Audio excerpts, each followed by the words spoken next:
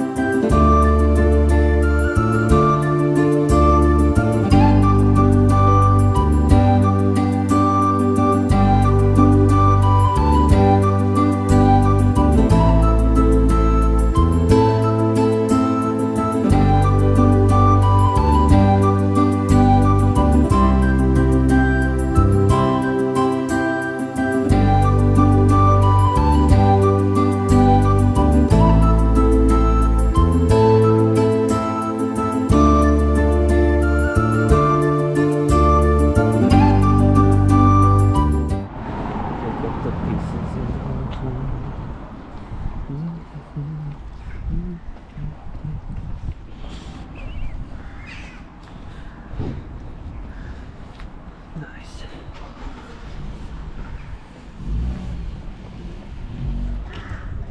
So this is the church, the original. This is the basilica. There's a little looks like the Stations of the Cross are outside. Stations of the Cross, and then in the back is going to be the apparition room. Let's go check.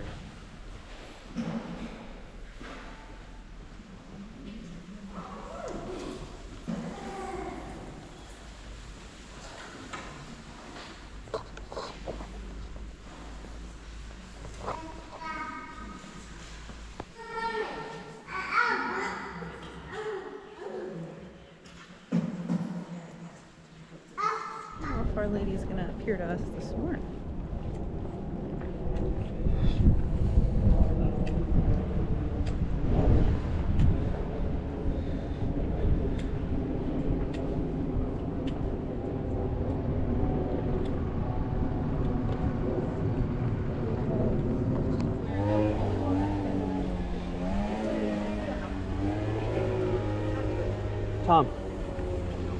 Tom, it's right here. It was right here?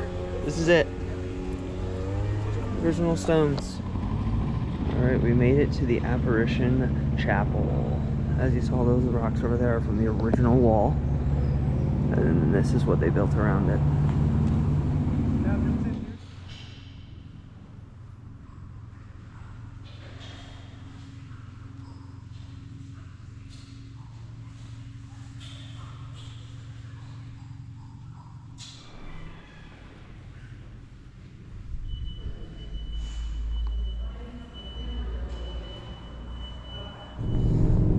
Alrighty, so we're just taking a little step away so we can get a little bit further view back from the apparition church. It's going to be behind us here.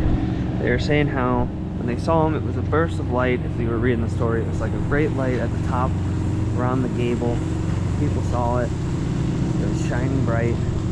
There was a lamb on the altar, and there were angels over top of it, and this was a massive light. Absolutely insane, crazy story. So there would have been something like up there, in my opinion, but who knows?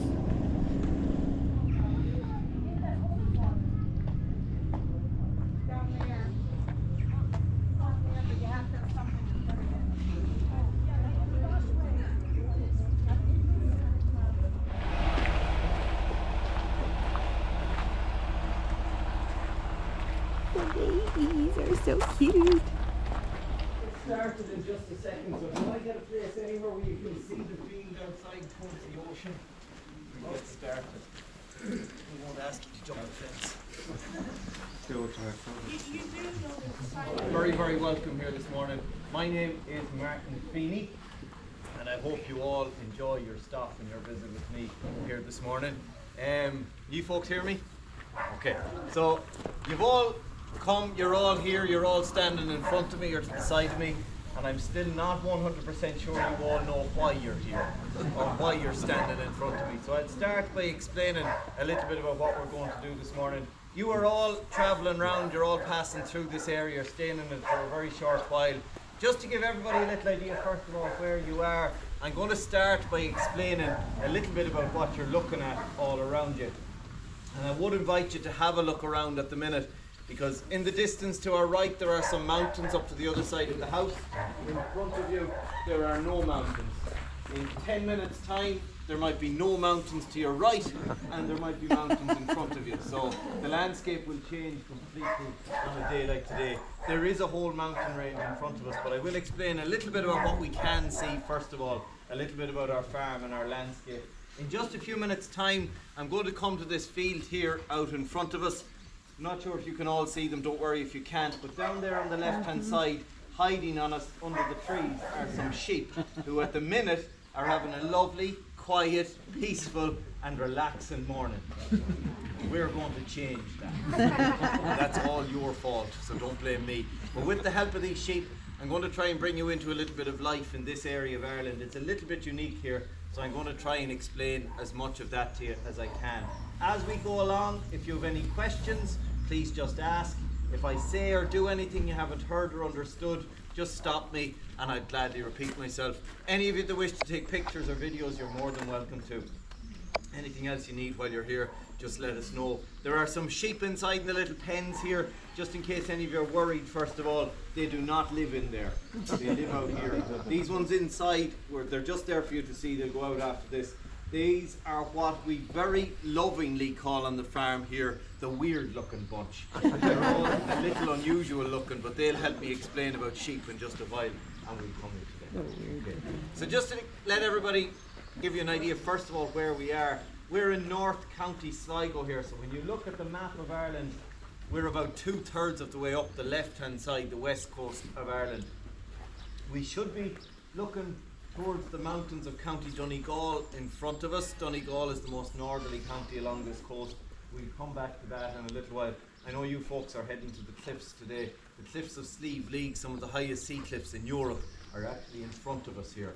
We just can't see them at the minute. So I'll come back to that when or if they do appear. The furthest you can see this morning right out on the horizon is the Atlantic Ocean. So we're right out on the coast here. As you come closer to us, you can see this area of brown or wet underneath us. This is part of the ocean, but the tide has gone out now. So at about 5 a.m. this morning, this was completely covered with water when the tide was in. It's now emptied out. It'll fill up again later on this evening. So it fills up and empties here underneath us twice every day. It changes by just short of 1 hour each day. When you're facing the ocean, you're facing northwest out across the Atlantic. Okay. On your right, or up to the other side of the house there in the distance, there is a mountain up there. You've probably seen it already. That mountain is called Ben Gulban. Ben Gulban is Ireland's only tabletop mountain, meaning it's flat on top. There are about 15 tabletop mountains in the whole world. There's only one in Ireland. This is it. Ben Gulban is 526 metres high, and it's part of our farm. Our sheep live up there for about 42 or 43 weeks of every year. They go all the way into the steep vertical rocks at the top, and they live a lot of their time on the flat area up on top of the mountain. Wow. Okay, so in this area of Ireland, there are two big differences with our farms and our landscape. Number one, we work from small little fields like you see out here in front of you. In area, this is about 3 acres. The mountains up there go to thousands of acres. Once you get up there, you could travel to all the counties around us if you wanted to, just on Hi. Whoa, yes.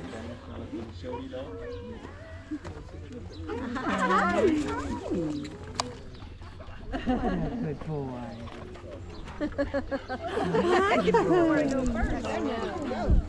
Okay, so this is Ben, as I said. As border collies go, he's average size, he has short hair. Border collies come in all different shapes, sizes, colours. You can see already if there's a choice between us or sheep, sheep win hands down. You're going to see from now on the hardest job I'm going to have to do while you're here is ask him not to do this. Ben is 3.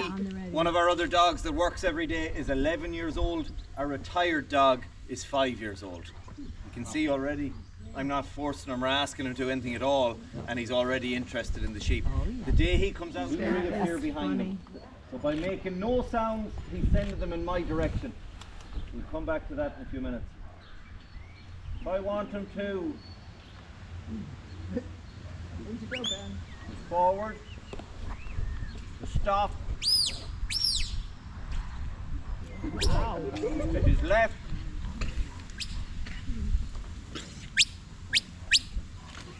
to stop, wings forward,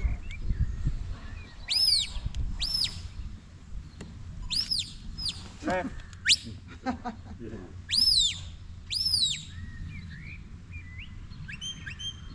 forward, to slow down, right,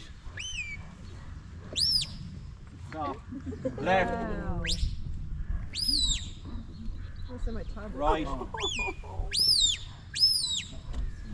right again,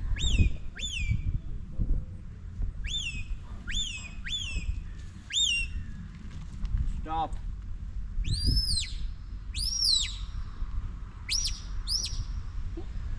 left,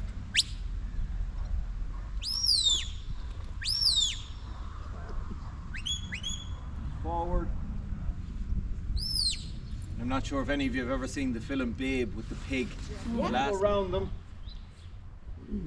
You'll see he doesn't approach them until he's on the other side of them. Then he'll start approaching them.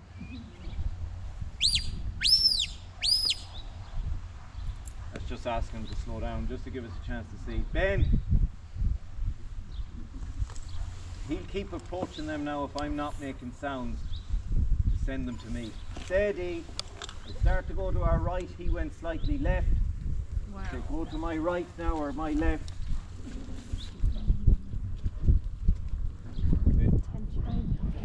Okay. So the sheep have ended up beside me and he's beside me. If they start to move over to your left, he goes right. Lie down. They go to your right, he goes left. Lie down. They go left, he goes right. They go right, he goes left. Lie down. Not by noise, not by aggression. It's that stare. Hi, buddy. His eyes have enough of a message, a power, and a confidence to move the sheep. And when he gets close enough, they move. You all see that stare? Oh, yeah. yeah.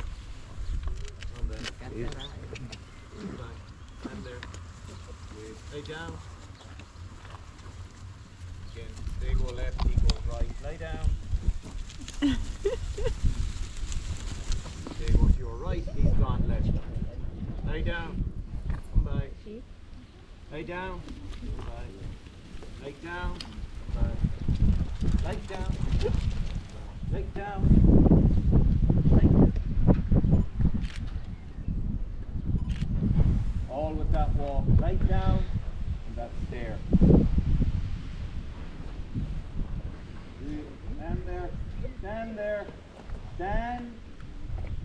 That'll do, Ben. That'll do, Ben. When he takes his eyes away from them, they'll relax. Yeah. Did you all see that stare? Yes. Just out of interest.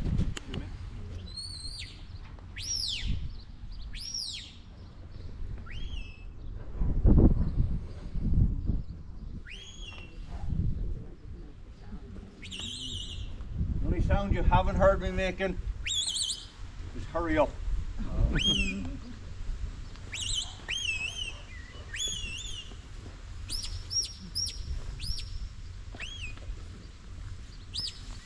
Right down.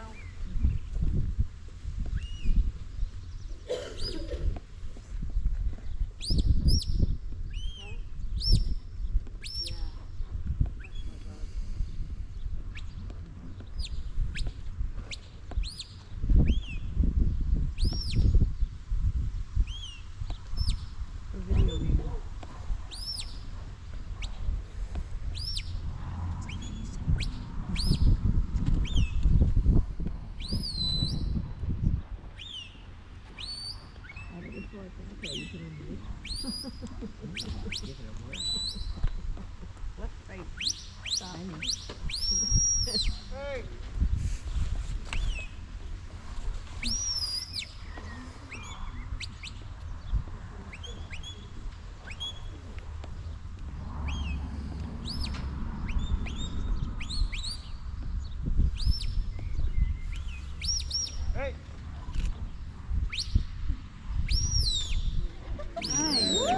Oh, yeah.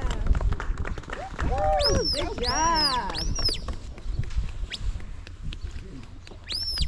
Right down, right down.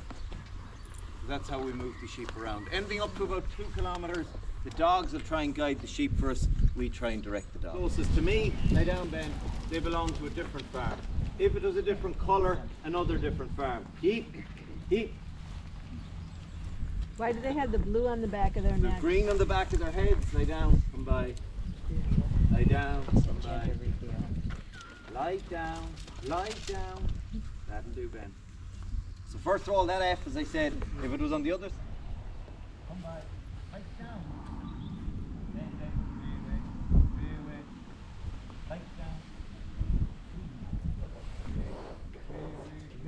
Lie down. Lie down.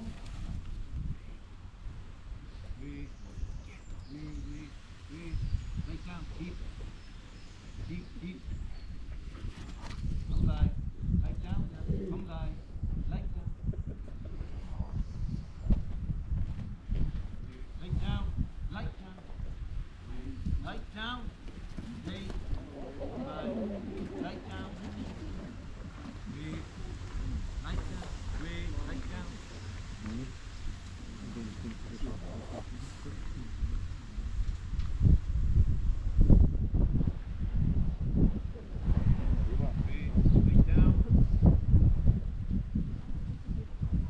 Lay down, this, that'll do this. Wow. Lay down. Lie down.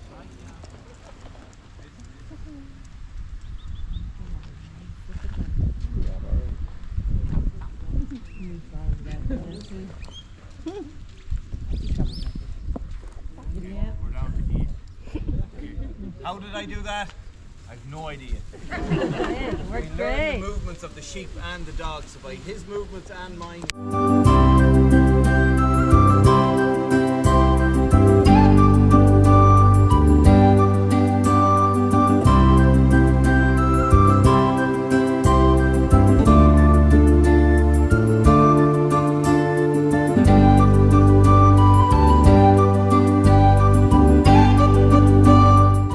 Fiona Design. So this is a small family-run business that specialises in the hand weaving of Donegal tweed. So we use looms just like this one you guys see here to hand weave all the tweed cloth that we use for the production of our tweed clothing. So all of our capes, jackets, coats and everything like that you guys see back there, they're all hand woven using looms just like this one. So the owner of our store, Dennis, he's actually a 5th generation all mountain sheep wool. Have you guys seen any sheep? Yeah. Yeah, A little while ago. Just a couple. Just a couple. Well, we would work with all local farmers in the Donegal area, and the farmers go out and they have to shear the sheep, keep them kind of cool and healthy during the good weather we get here during the summer. Now, a lot of farmers actually won't be able to sell their wool, so the farmers, they make most of their money from the meat and selling the wee lambs, and you'll find a lot of farmers in Ireland will actually end up just throwing their wool away or burning it just to get rid of it. So that's why we try and buy as much from the local farmers in this area as we possibly can. So once we have all the wool bought up, we gather it up and we send it off to Donegal Yarn. So Donegal Yarn is another local company. They're based about half an hour from here in a wee village called Kilcar, and all they do is they spin thread. So they do it for small companies like us and for even bigger companies all around the world. We just send them the wool and they send it back to us on spools of yarn like you see here, or it could be dyed whatever colours we ask them for, like you see here. So once all of that thread comes back to us, that's when we can start setting up our loom. So the setup process for the loom starts back here on this piece of equipment, which is called a warping bar. So this is what we use to set up the pattern for our weave. So we have to separate out our threads back here in a certain order to create the pattern that we're trying to create. So it could be like a herringbone pattern, like you see on my loom here today. It could be even something a little bit less complicated, like a nice plaid like you see here, or even something that's a lot more complicated, like a houndstooth pattern here, which is not very fun to do if you've been to the pub the night before. But all the patterns have to set up differently back here. Now, our master weaver, Dennis, the owner, he does most of that himself, that pattern work for us. Like, he's been doing this since he was a young boy. He's got about 65 years of hand weaving experience. So watching him do this, it's like watching an artist at work. He doesn't refer to any notes or anything like that. He has all of his designs and his patterns memorized off in his head over the years. So once the pattern work back here is completed, the threads are taken off, they're transferred onto this beam here on the back of our machine. Our threads get wrapped around this metal roller that you guys see here and tied in. Once the threads are tied in, we start pulling them forward through these sleeves of needles. These are called the heddles. So on each heddle, we have roughly 300 little small needles, and there's 4 heddles on this loom. So that makes up for over 1,200 needles on our machine. And every single one of them has to be threaded one by hand in a certain order to help create that pattern that we're trying to create. So it takes us roughly 8 hours of work to hand thread all of those little needles, and when you're doing it, there's absolutely no Irish coffees allowed. So once all the needles are threaded, we come around to the front of our machine. See the speed? Our threads get pulled forward again through this part of our machine here. This is called our sleigh. So inside the sleigh we have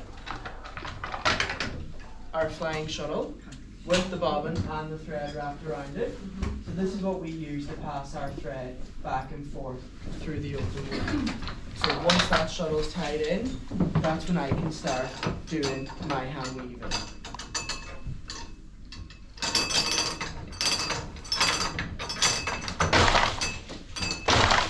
So when we're weaving, what we do is we start by pushing out the sleigh.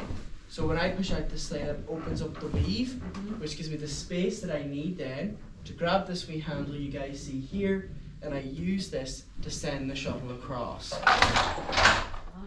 So that sends the shuttle flying through the open weave and over to the other side, and as you can see, leaves the thread following behind. Now, at my feet, I have 4 pedals. Each pedal represents one of those sleeves of needles that I was telling you guys about before. So I gotta move my foot to the next step of the pattern, and that ties the thread in. Then I just bring my sleigh back in, and now that thread is actually woven into my cloth. So it's just like that. I just push out the sleigh, send the shuttle across, move my foot to the next step of the pattern, and then bring that sleigh back in. So I'll throw a few shots now for you guys at a normal speed so you can see what it looks like when we're doing this weaving in action.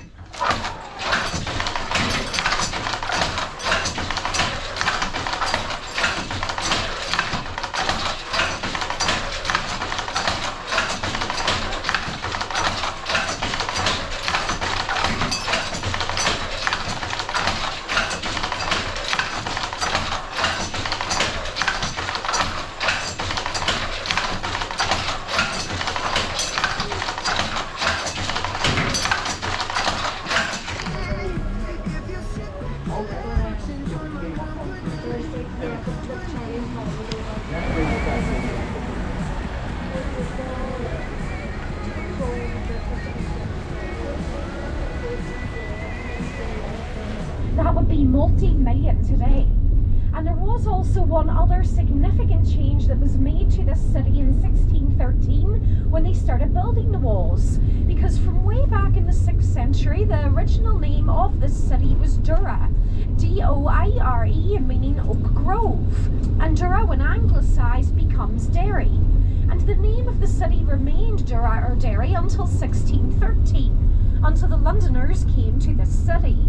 And they said that because they were building the city, building our walls, that they would name it. So they took the name Derry, prefixed it with London, and by Act of Royal Charter under King James I, the monarch at that time, the name of this city was officially changed to Londonderry in 1613. And despite quite a few attempts since then to change the name of this city officially back to Derry, none of those attempts have been successful, as of yet. And the reason I'm saying as of yet, believe me, plenty of people are still trying to change the name of this city officially back to Derry. And plenty of people do still want it to remain as Londonderry as well. We say it depends on whether you kick with your left foot or whether you kick with your right foot, whether you're Catholic or whether you're Protestant, as to what you call this city. Traditionally, the Catholic community call the city Derry, Protestant community at Londonderry. But please call this city whatever you like. As long as we have visitors coming here and spending money, that's all that matters to me. This is because it was made in the early 90s, prior to our Good Friday Agreement being signed, our peace agreement in 1998. Now, in a few moments, you will get your first glimpse of our 400-year-old walls. We will soon be going through one of the most important gates in Irish history, Ferry Quay Gate. In December of 1688, there were two kings fighting for the throne of England. Their armies were fighting here in this city. James II, the Catholic king, and William of Orange, the Protestant king. In December of 1688, King James's army came to this city. They came right up to the gate which we're just about to go through, Ferry Quay Gate. William's army heard that they were on their way, and 13 young apprentice boys rushed forward, closed the gates and shouted two famous words. You'll still hear these two words being used in this country to this very day. No surrender. Now that was the beginning of the siege of this city. However, technically the siege never began until April of the following year. That was April in 1689, because that was when King James came to this city himself. He rode up to Bishopsgate, where we will be going during your tour. The first cannonball was fired, and that was the beginning of the 105-day siege. Well, a lot of people in this city especially felt that they didn't have the civil rights that they were entitled to, so they followed suit. What they wanted: one man, one vote, proper access to public housing, and proper access to jobs. Now, the way it would have previously worked was that if you had 6 properties, then you had 6 votes. If you had no property, you had no vote. Now, another process introduced in 1971 was a process called internment. Internment was simply people being put into prison with no sentencing and no trial. So in this city, we did have a lot of civil rights demonstrations. The first one was on the 5th of October 1968, and that sparked the beginning of what we call the Troubles. Now, the Troubles of this country, 1968 to 1998, killed approximately 3,600 people. In 1969, there was a 3-day riot in the Bogside, now referred to as the Battle of the Bogside. It resulted in British troops being deployed in this city and across the whole of Northern Ireland. And at the height of the Troubles, there were 27,000 British soldiers deployed across Northern Ireland. Now, that was at one time at its height, mainly between this city, Belfast, and along the border. Very difficult times. Now, there was one awful day in this city, the 30th of January 1972. That day became more globally known as Bloody Sunday. The events of Bloody Sunday did occur in the Bogside area. On that day, it was an anti-internment demonstration. That demonstration was to finish off here at our City Hall in order to make their speeches. But when it got to a certain point, it was rerouted by the British Army and sent over into the Bogside area. Now, that caused a riot to break out, but that was nothing out of the ordinary. Not in the Bogside by 1972. Rioting at that stage had become a common everyday occurrence. It became known as recreational rioting every single day. But what happened next? The British Army mounted an arrest operation. Within a 20-minute period, 108 live shots were fired. 13 people were killed instantly. 6 of them were only 17 years old, and a 14th died a few months later as a result of his injuries. 14 others were seriously injured. Now, following the events of that day, there was an inquiry under Lord Chief Justice Widgery, the Widgery Inquiry. It took 3 months to complete, and the outcome was that the British Army were protecting themselves, that they only fired at gunmen, nail bombers and petrol bombers. Now, the people of this city, the thousands of people who were on the march that day, and most importantly the families of the victims, said they were most certainly not gunmen, nail bombers or petrol bombers, and fought for many years for another inquiry into the events of that day. And then for the first time ever in British political history, there was a second inquiry into the one event. The Savile Inquiry begun in 1998 and it was completed 2010, 12 years. On the 15th of June 2010, the British Prime Minister at that time, David Cameron, made a very brave statement. He said, and I quote, "I cannot justify the unjustifiable. What happened on Bloody Sunday, it was wrong. On behalf of the government and on behalf of the people of this country, I am sorry." And he apologised for the actions of the troops in the Bogside on that day. Now, the very next day, in our local paper, a lady by the name of Mrs. McGuigan, her husband was the last man to be shot dead on the day of Bloody Sunday.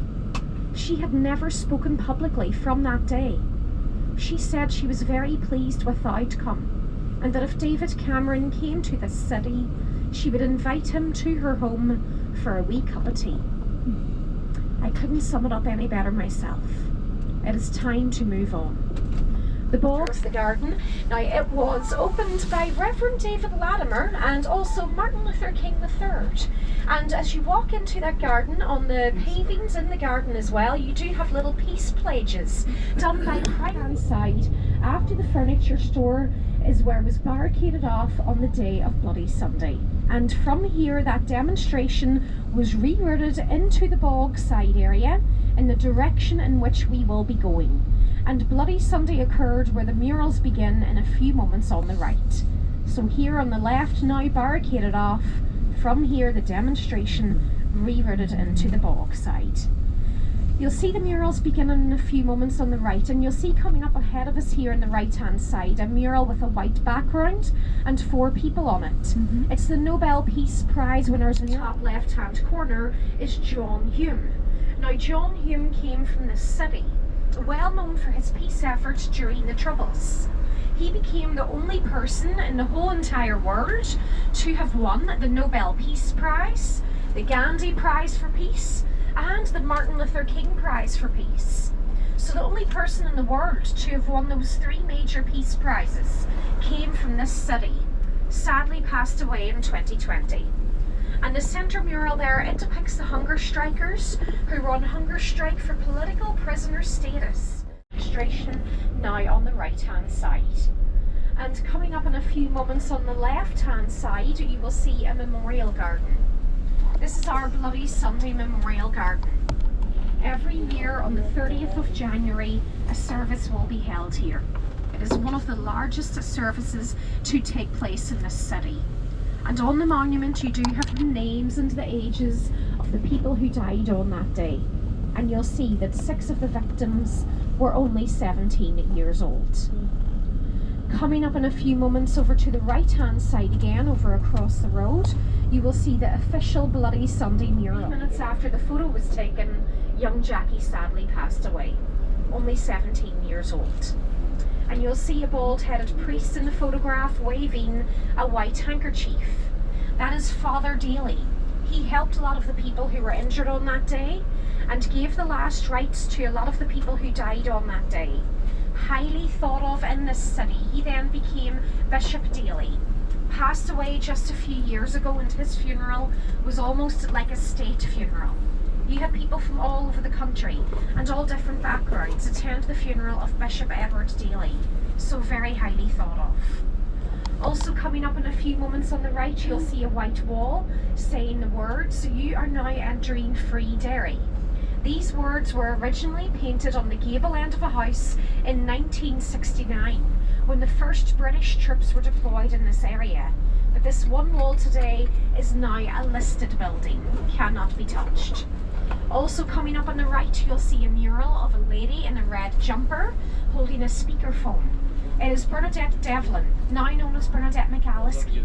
She was the youngest female member of Parliament at the age of 21. Now, one afternoon in Parliament, not long after Bloody Sunday, on the left-hand side, you will see a Catholic church. It is St. Columba's Long Tower Catholic Chapel. It has one of the most beautiful altars in the world. It is absolutely stunning inside. And this church has been featured on the hit TV show Derry Girls. Anybody seen that show? Yes, brilliant. Well, this is where the miracle occurred. It's where the statue of the Virgin Mary started weeping, and the care.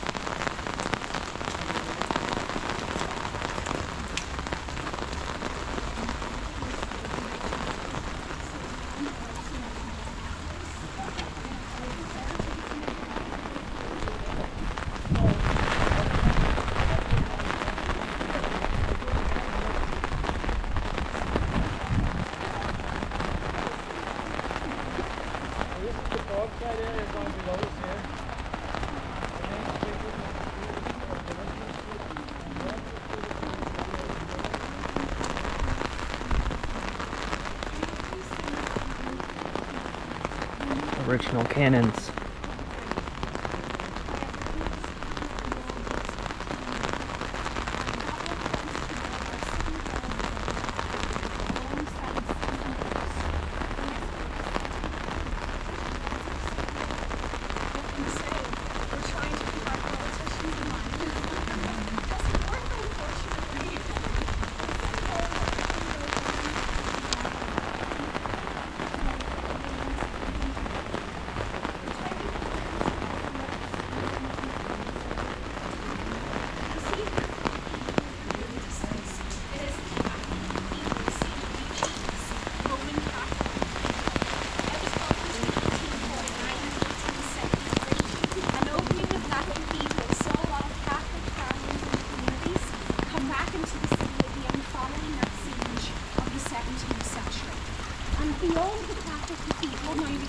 See the countryside there today because of the clouds, but we are now fully surrounded by County Donegal, the Republic of Ireland. Our closest point to the border from where we are now is only 3 miles away. We are right on the border in this city. So this city, the only fully intact walled city in Ireland, doesn't necessarily mean small or little. We do just use it to describe absolutely everything. It's a term of endearment, it really is. Coming up now on the right-hand side, we have the wee church on the wall. It is St. Augustine's Church of Ireland, Anglican church. Now, this church was built in 1872. However, it is standing on one of the most historic sites of the city. This is where St. Columba, the patron saint of our city, had his first monastic settlement in 543 AD on this very site. And if you look at the sign of the church within the grounds, at the bottom of the sign it does say the wee church with the big welcome. And their email address is wechurch@btinternet.com. So does our wee church, and it is an operating church. It services every Sunday. Now there's a monument coming up now on the left-hand side. This monument is called Walker's Monument or Walker's Pillar, but it's not quite as old as been. There used to be a tall pillar on top of here, 96 foot high. From where we are now, that is 96 foot high. There were 110 steps inside the pillar. At the top of the pillar there was a statue of the Reverend George Walker. Now he was governor of the city during the siege, so he was inside the city walls, part of William's Protestant army. This towered over the Catholic Ballside area for roughly 150 years. It was blown up in 1973 by an IRA bill. There is a painting coming up on the signpost on the left of how the pillar did look. Feel free to have a look at it. You could have seen this from almost anywhere throughout the city. Now you may remember me saying when we were on your coach how at the beginning of the siege, how it was 13 young apprentice boys who rushed forward, closing the gates and shouting these two words, "No surrender." Now they were apprentices to the Guild of London. It's the Apprentice Boys Memorial Hall. Now, as I said, the apprentice boys, they do still exist today. However, they are not apprentices, nor boys for that matter anymore. They are a marching and historical organisation. They have 2 main marches per year. They're very similar to the Orange Order, who I previously mentioned. However, the Orange Order, their main march on the 12th of July, that can take place at various locations across Northern Ireland. Whereas the Apprentice Boys, their main march is on the 12th of August, and that is always exclusive to the city. And the Apprentice Boys march on the 12th of August to mark the end of the 105-day siege here, April until August of 1689. But the Apprentice Boys also march in December to mark the closing of the gates. Now they used to march the 3rd Saturday in December. However, in recent years, they worked alongside the business people in this city and moved that march to the 1st Saturday in December to complement the Christmas shopping period. So they were highly thought of for that here in the city. However, I'm sure you've probably noticed the fence here on your left, built somewhat higher as compared to elsewhere in the world. I mentioned the Apprentice Boys is a Protestant organisation. Beyond the wall, you do have the Catholic community of the Ball site. Effectively, this is another peace line, trying to keep that peace between the 2 main communities in the city. Now, if I were to ask anything of you here today, it would be please don't leave the city thinking that we are divided. The way in which the fences portray us, because we are most certainly not. I'll give you my own personal background as an example. My father, Martin McCrossan, he came from an area called Craigan, which is just behind the Ball side. Large, typical Irish Catholic family. What I mean by that is that my grandmother had 14 children, so typical Irish Catholic. And I'll just move you in a wee bit. My colleague is coming down. We'll move it a wee forward.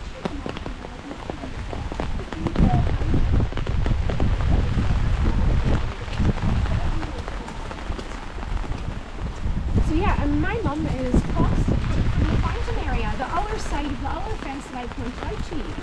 So my parents, Catholic and Protestant, they married 45 years ago, at the height of the Troubles. Now don't get me wrong, when they first married, they did go through some very difficult times because of what was going on in this city around them at that time. But now today we are a much more integrated society, with more integrated schools, friendships, relationships, so many weddings, so many funerals, you know.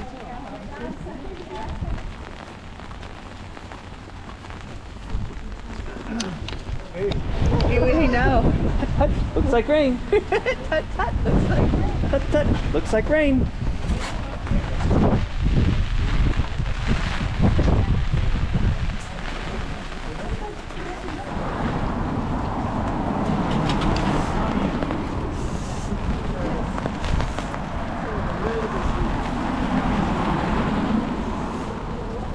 A black circular plinth.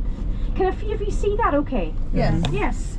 Now that is a memorial, And our city council opted to do that memorial in memory of an amazing man to have come from this city. And that man was my father, Martin McCrossan. Yeah. I mentioned to you very briefly at the beginning of your tour with me today about how my dad started the company 30 years ago. I'm sure you can all understand now that 30 years ago there was no tourism industry here, none whatsoever. But my dad had a great passion for the amazing history and the amazing culture that we have here, and he ran with it. Now, the locals thought that my dad was crazy when he started this business. He gained himself the nickname Madman McCrossan. Yeah, they said, what is that man doing, starting a tourism business? He's crazy. But he was 100% right. He knew that one day, whenever that may be, we would have visitors from all over the world. And today we do. Now, when my dad passed, he was given the official title Mr. Derry. So he went from Madman McCrossan to Mr. Derry. Yeah. There's only one thing I have to say about that title though. It should have been Mr. Legendary. He was legendary. He did genuinely put this city on the map as a visitor destination and had faith in this city when a lot of other people didn't. My mum now runs the company. My dad never told anybody, but my mum always run the company. That's a given, isn't it? Yeah. But the reason I'm sharing this with you is actually very important. My dad had faith in this city when a lot of other people didn't. And yes, we are now in the most peaceful times that we have ever been in. And yes, hopefully long will that continue. But that faith that my father had all those years ago is by all means still needed today. Of course it is. Like it is for many other countries across the world as well. Please help me to spread that word. Let everybody know that this is a city, a country that is open for business. That we have an amazing story to share here. And please remember, by sharing these stories, I am trying to ensure that the history does not repeat itself, as it has been known to time and time again in the past.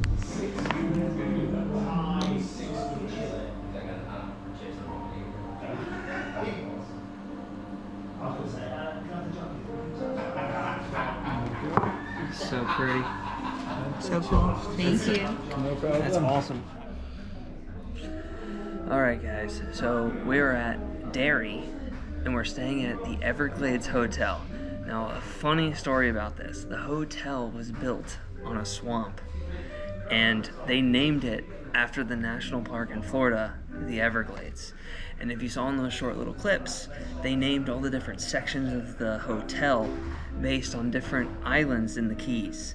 So Amanda and I have gone on trips down to the Keys, to Biscayne, to Key West, to just a bunch of places down there. Key Largo. We went all the way down, and it's just amazing that somehow there's a Florida connection for us here in Ireland, just randomly on this trip, not planned, just amazing that we're here. So I'm having my final Guinness tonight. We're heading to bed. I believe we're going to the Giants Causeway. Then we're going to it starts with the B. Belfast. And then we're heading back into Dublin. So we're gonna go to bed. Have a great night, guys. Thanks for watching, and we'll catch you in the next one.